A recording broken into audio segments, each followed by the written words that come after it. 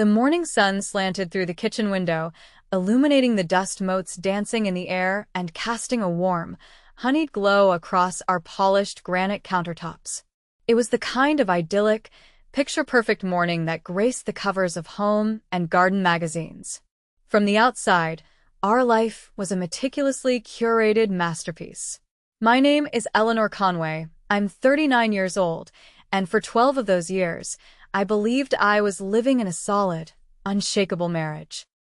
My husband, Stephen, was a corporate attorney here in Sacramento, California, a partner at Crimson Harbor Group, one of the most prestigious law firms in the city. He was the kind of man who commanded a room without raising his voice, his confidence a quiet, unyielding force. We had 2 beautiful children, Maya, our thoughtful 10-year-old with an artist's soul, and Connor, our boisterous 8-year-old who lived and breathed soccer. To anyone looking in, we were the perfect family, the embodiment of the suburban dream.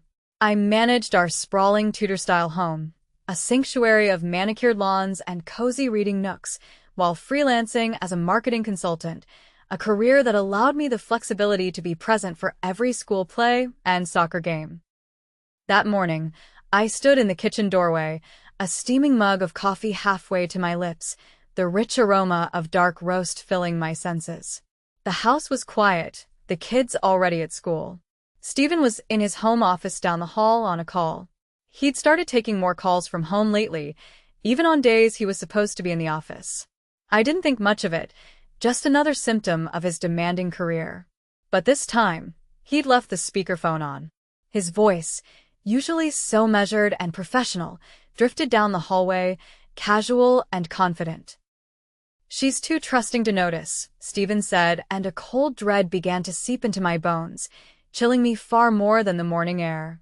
I froze, my hand trembling so violently that hot coffee sloshed over the rim of my mug, scalding my fingers. I barely felt the pain. "I'll paint her as unstable and get full custody," he continued, his tone as detached as if he were discussing a legal strategy for a client. "The plan is already in motion. Don't worry, Mark. By Christmas, this will all be over." Mark, his brother. My coffee mug slipped from my numb fingers, shattering on the hardwood floor. The sound echoed in the sudden, deafening silence from the office. I didn't move. I couldn't. Each word he had spoken was a shard of ice piercing my heart, shattering the beautiful, fragile illusion of my life. 12 years. 12 years of shared dreams, of raising children, of building a home. And it was all a lie. "The plan is already in motion. By Christmas, this will all be over." The words replayed in my head, a cruel, relentless loop. My name is Eleanor Conway. I'm 39 years old, and for 12 years, I had believed I was living in a solid marriage with my husband, Stephen. Now, standing there amidst the shards of my favorite mug and the puddle of cooling coffee, I knew I was living with a stranger, a monster. But standing there in my own kitchen, listening to my husband discuss my destruction like a legal strategy, I realized how wrong I'd been about everything. The late nights at the office, the weekend conferences that seemed to multiply recently, the way he'd started looking at me like I was a stranger. It all suddenly made horrifying sense. The late nights, he claimed, were for crunching deadlines on a big case. The weekend conferences in San Francisco and Lake Tahoe. The way his eyes would skim over me during dinner, his attention glued to the glowing screen of his phone.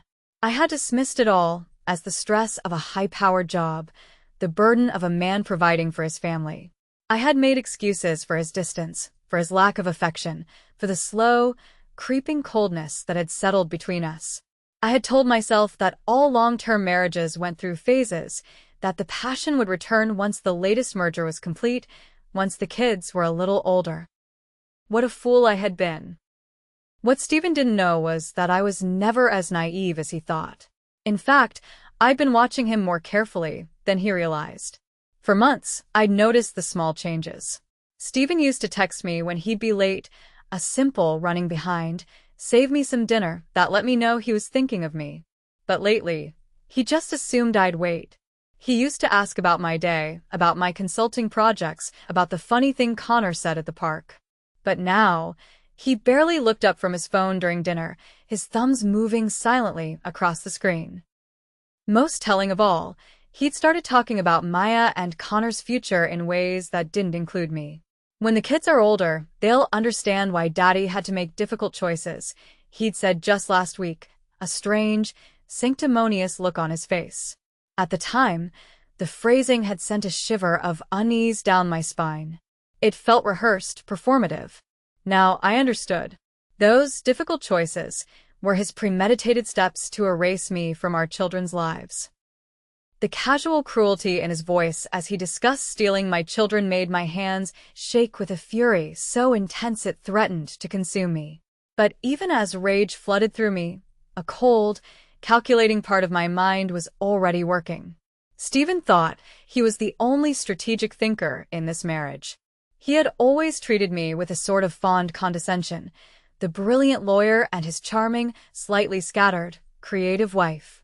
He was about to learn otherwise. He was about to learn that hell hath no fury like a mother protecting her children. I set down my coffee mug with deliberate care and walked quietly back to my office. The first tear escaped, then another, hot tracks of betrayal on my cheeks. I let them fall for a moment, a brief, silent eulogy for the man I thought I had married and the life I thought we had.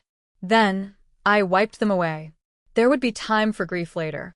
Now was the time for war. Opening my laptop, I created a new folder on my desktop and labeled it simply, Evidence. Then I picked up my phone and started researching private investigators in Sacramento. Stephen wanted to play games with our family's future. He had no idea what he'd just started. The next morning, I sat across from Detective James Morrison in a small cafe downtown, choosing a location far from Stephen's usual haunts. Detective Morrison was in his 50s, with graying hair and sharp, intelligent eyes that seemed to catch every detail. He'd come highly recommended by a colleague whose own divorce had revealed her husband's affair. "Tell me what's happening," Detective Morrison said, pulling out a small notepad. His voice was calm, reassuring. I took a deep breath and explained the conversation I'd overheard, the changes in Stephen's behavior, and my growing suspicions about his secretary, Vanessa Torres. She was 26, fresh out of paralegal school, and had started working at Crimson Harbor Group about 8 months ago, right around the time Stephen's behavior began shifting. "Do you have any concrete evidence of an affair?" Detective Morrison asked. "Not yet," I admitted. "But I have a feeling there's more going on than just infidelity. Stephen mentioned moving money and painting me as unstable. He's been working on this plan for over a year, according to what I heard." Detective Morrison nodded grimly. "Financial manipulation in divorce cases is more common than people think. If your husband is planning to claim you're unfit, he's probably building a paper trail to support that narrative. We need to document everything before he can execute his plan." That conversation was the beginning of my new reality. I lived a double life. To Stephen and the children, I was the same loving, slightly frazzled wife and mother. I made their favorite meals, helped with homework, and smiled through family dinners where Stephen would recount fabricated stories about his long days at the office. I listened patiently, my heart a block of ice, as he laid the groundwork for his betrayal, making casual comments about my forgetfulness or my anxiety. Meanwhile, every moment I had to myself was dedicated to the investigation. I meticulously documented every interaction, every late night, every strange phone call. I became a master of subterfuge, a spy in my own home. I learned to read the subtle shifts in his mood, the flicker of guilt in his eyes when he thought I wasn't looking. 3 weeks into my secret investigation, Detective Morrison called with the first major breakthrough. "We've got hotel receipts," he said, his voice tight with professional excitement. "Your husband has been staying at the Fairmont Hotel downtown every Tuesday and Thursday for the past 2 months. The reservations are in his name, but there's a pattern of room service for 2. A few days later, he had more. We have him on security footage. He's with a young woman matching Vanessa Torres's description." The confirmation of the affair was a sharp, painful blow, but it was also a validation. I wasn't going crazy. My instincts had been right. The evidence kept piling up. Detective Morrison, with the help of a forensic accountant, uncovered a web of deceit that was far more sinister than a simple affair. He's moved almost $200,000, Detective Morrison told me over a crackling phone line. 3 separate offshore accounts opened over the past 14 months. He's been systematically transferring money from your joint savings and his business account. $200,000. Money we'd saved for the children's college funds, for our retirement, for the family vacations we'd never take. Stephen had been stealing from his own family while planning to take my children away from me. Then came the most chilling discovery of all. He's been meeting with a psychiatrist, Dr. Patricia Webb, Detective Morrison revealed. She specializes in custody evaluations. The meetings aren't documented as official consultations, which suggests he's been coaching her on what to look for when she eventually evaluates you. The scope of his deception was breathtaking. He had been planning this for over a year, methodically building a case against me while I'd been living my life completely unaware. But Detective Morrison wasn't finished. "Eleanor," he said, his voice unusually grave, "we've uncovered something that changes everything. Stephen hasn't just been moving money.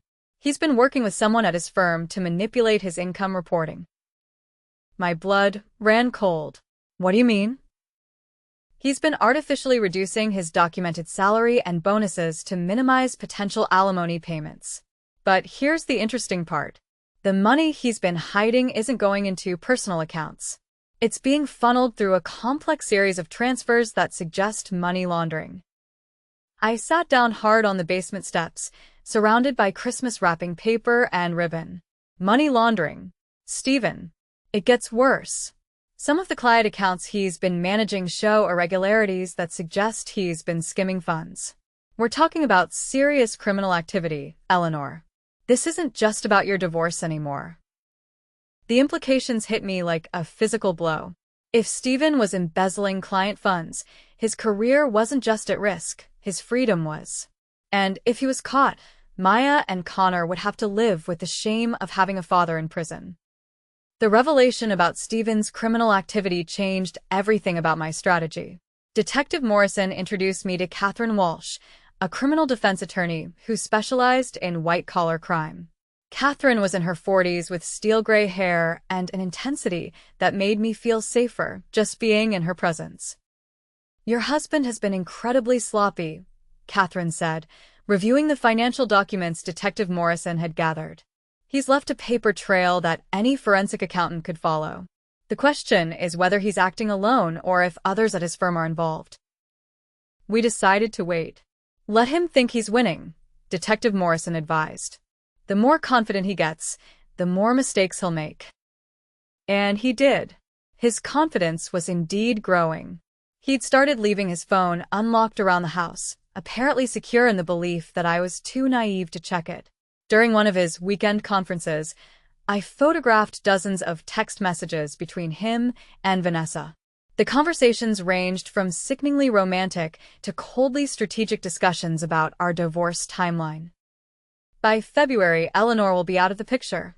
Stephen had texted Vanessa just 3 days ago. The kids will adjust quickly, and we can start fresh. Vanessa had responded with heart emojis and a message that made my stomach turn. I can't wait to be their new mom.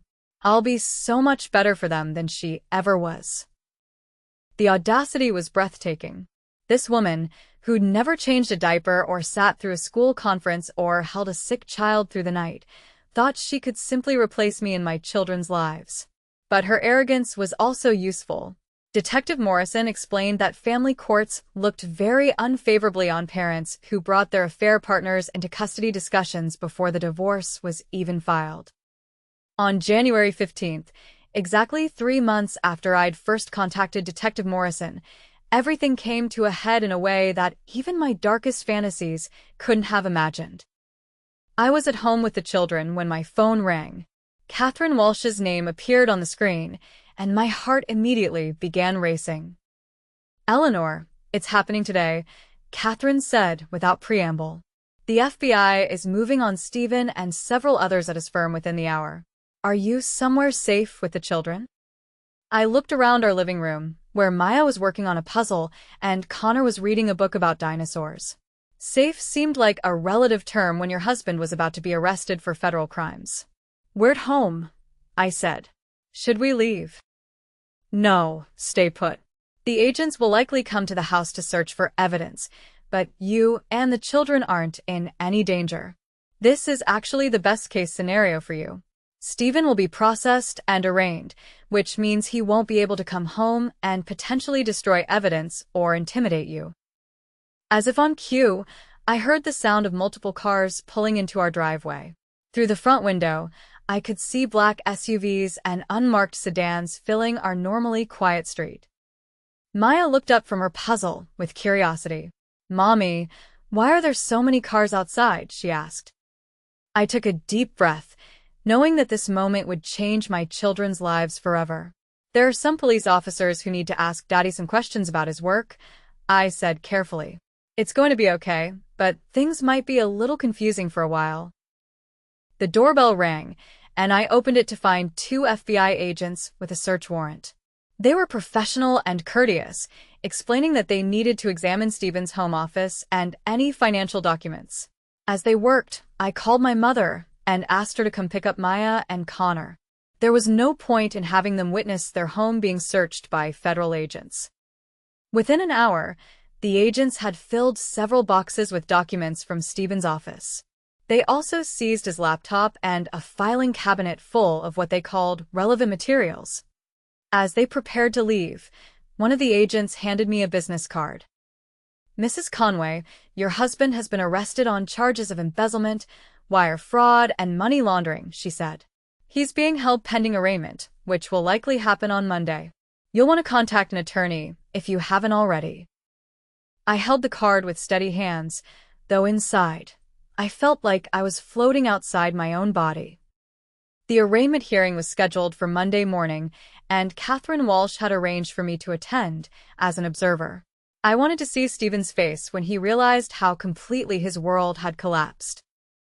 The courthouse was buzzing with reporters and curious onlookers. Stephen's arrest had become a major story in Sacramento. A prominent attorney brought down by his own greed made for compelling headlines. As I sat in the gallery with Catherine, I spotted several of Stephen's colleagues from Crimson Harbor Group, looking shell-shocked and worried about their own potential involvement. When Stephen was let in, wearing handcuffs and jail-issued clothing, he looked like a completely different person from the confident man who'd planned to paint me as unstable. His hair was disheveled, his face pale, and his eyes darted nervously around the courtroom. When his gaze found mine, I saw something I'd never seen before: genuine fear. The charges were read aloud: embezzlement of client funds totaling $450,000, wire fraud, money laundering, and conspiracy. Each count carried potential prison sentences that added up to decades behind bars. Vanessa Torres stood at a separate podium, facing identical charges. Her designer suit was a stark contrast to the gravity of her situation. When the judge asked about bail, the prosecutor argued that both defendants were flight risks, given the evidence of offshore accounts and hidden assets. Bail was set at $2 million each, an amount that Stephen's frozen assets couldn't cover. As Stephen was led away, he turned back one more time to look at me. This time, I met his gaze directly and smiled. For 12 years, I'd been the trusting wife who believed in our marriage. Now, I was the woman who'd brought down his entire criminal enterprise with patience, intelligence, and the help of professionals who knew how to build an airtight case. Within a week of Stephen's arrest, my divorce attorney filed papers that made his custody dreams impossible. With Stephen facing federal charges and potentially decades in prison, the family court proceedings became a formality. I was awarded temporary full custody of Maya and Connor, along with control of all marital assets that weren't frozen as evidence in the criminal case. The irony was perfect. Stephen had spent over a year moving money and building a case to prove I was an unfit mother, but his own criminal behavior had given me everything he'd tried to take away. The house he'd planned to claim was now mine. The children he'd wanted to steal from me would grow up, knowing their father chose greed over family. Looking back at the woman I'd been 3 months ago, worried about my marriage, but too afraid to confront the truth, I barely recognized her. Stephen had tried to destroy that woman, but instead, he'd created someone far more dangerous, a mother with nothing left to lose and everything to protect. As I tucked Maya and Connor into bed that night, listening to their laughter and knowing they were safe from Stephen's manipulations, I realized that sometimes the best revenge is simply letting someone's own choices destroy them. Stephen had planned my downfall with meticulous care, but his arrogance and greed had ultimately written his own ending. In trying to prove I was too trusting to notice his deception, he'd created the very woman who would bring about his complete destruction.